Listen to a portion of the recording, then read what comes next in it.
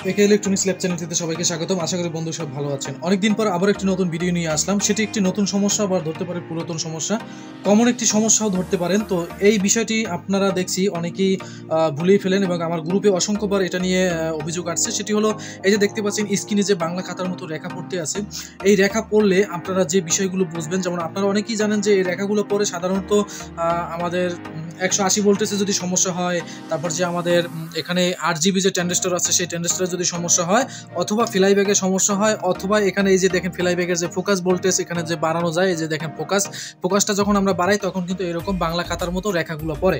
তো এর বাইরে আর কি সমস্যা আছে সেই বিষয়টি নিয়ে আজকে মূলত ভিডিওটি, সম্পূর্ণ ভিডিওটি আশা করি আপনারা দেখার চেষ্টা করবেন, তাহলে সামনে আরও নতুন নতুন এরকম সমস্যা হলে আপনারা সমাধান করতে পারবেন। চলুন ভিডিওটি শুরু করা যাক।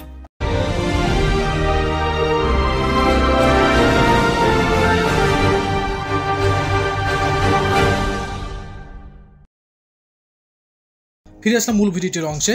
তো প্রত্যেকটি পার্ট গুরুত্বপূর্ণ, আপনারা এ টু জেড দেখবেন, কোনো টেনে টেনে দেখবেন না। তো প্রথম যদি এই সমস্যাটা যদি আপনাদের দেখা দেয়, তাহলে আপনারা প্রথম যে বিষয়টি করবেন সেটি হলো, প্রথম যে আপনাদের কাজটি, সেই প্রথম কাজটি আমি একটু দেখাচ্ছি।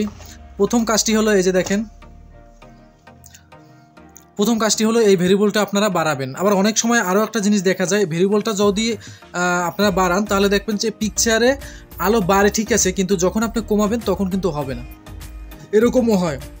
আর যেটা আলোটা বাড়ে তাহলে তো আমাদের যে বাংলা খাতার মতো রেখা আসবে সেটা তো আমরা সবাই জানি, কিন্তু যখন আলোটা কমাবেন তারপরেও যদি রেখাটা না যায়, অথবা আলোটা কমালেও যদি আলো কম না হয়, তাহলে আপনারা যে বিষয়টি দেখবেন সেটি হলো এই যে বেসবোর্ড। তো বেসবোর্ডটা আমরা এখন খুলিনি। এই ফাঁকে একটি কথা বলে রাখি, এই যে দেখেন আমি একটা সিরিজ বোর্ড বানিয়েছি।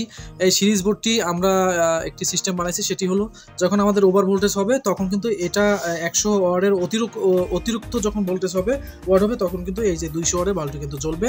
এ নিয়ে যদি কেউ ভিডিও দেখতে চান তাহলে অবশ্যই রিকোয়েস্ট করবেন, তাহলে সেই অনুসারে ভিডিও দেওয়া হবে। তো আমি এখন সিরিজ বোর্ডটি এখন খুলে নিচ্ছি, আমি এখন বেসটি খুলে নিচ্ছি।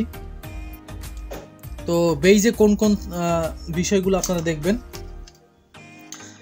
ফ্লাই ব্যাগ যদি ঠিক থাকে তারপর আপনারা 180 ভোল্টেজ চেক করবেন। 180 ভোল্টেজ অবশ্যই আপনারা এই যে দেখেন এখানে যে 3টি রেজিস্ট্যান্স আছে, 3টি যে রেজিস্ট্যান্স হয়ে এখানে যে ট্রানজিস্টর আছে, এই ট্রানজিস্টরগুলো যদি আমরা মান দেখি তো এগুলো মানগুলো প্রায় এক হয় 2482। ট্রানজিস্টর মান হলো 2482 যদি সমস্যা হয় তাহলে কিন্তু এরকম রেখা পড়তে পারে।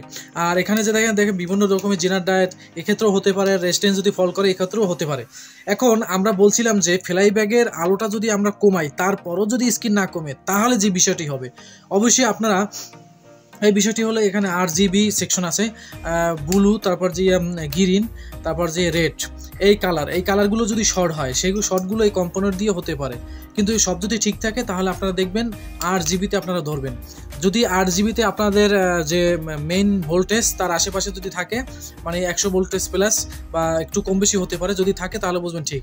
কোনোটায় যদি দেখেন যে ভোল্টেজ একদম কম 2-3 ভোল্ট হয়, তার মানে ড্রপ হয়ে গেছে, তখন আপনারা যে কাজটি করবেন, আর ফ্লাই ব্যাগ যখন আপনারা কমাবেন তারপরে যদি না কমে তাহলে এই সেম কাজটি করবে, সেটা হলো 8 জিবি দেখবেন এবং 3টি কালার দেখবেন পিনে, গ্রিন, ব্লু, তারপর রেড কালার, এগুলো দেখবেন। দেখার পর যদি দেখেন যে ভোল্টেজ ঠিক আছে তাহলে তো ঠিক।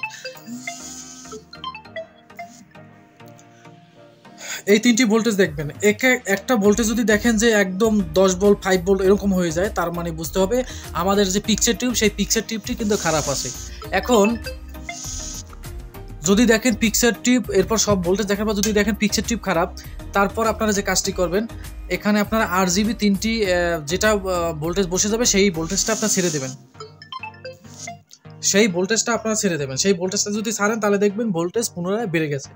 যদি আপনারা ওই পিনের ধরেন রেড কালারে ভোল্টেজ পাচ্ছেন না, ওইটা যদি ছেড়ে দেন তাহলে দেখবেন ভোল্টেজ পুনরায় আসছে, তাহলে বুঝবেন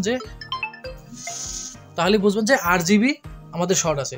তাহলে আপনারা এই পিনটি যখন ছাড়ার পর আপনারা যে কাজটি করবেন সেটি হলো, আপনারা একটি বুদ্ধি করতে পারেন, সেটি হলো এই যে আমাদের এখানে হিটার ভোল্টেজ আছে, এই হিটার ভোল্টেজের আর একটা গ্রাউন্ড, এইখানে এই যে 2টি পিন আছে, হিটার ভোল্টেজ আর গ্রাউন্ড, এই 2টি আপনি ওপেন করে দেবেন।